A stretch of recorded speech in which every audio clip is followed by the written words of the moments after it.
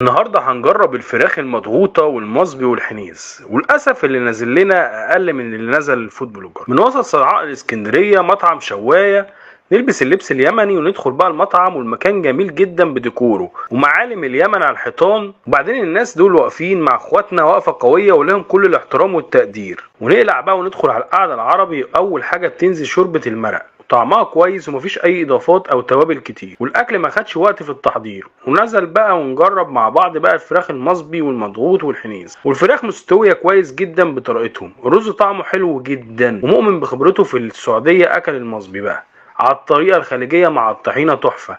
وكان نفسنا في صلصه الدقوس بس كانت خلصت عندهم.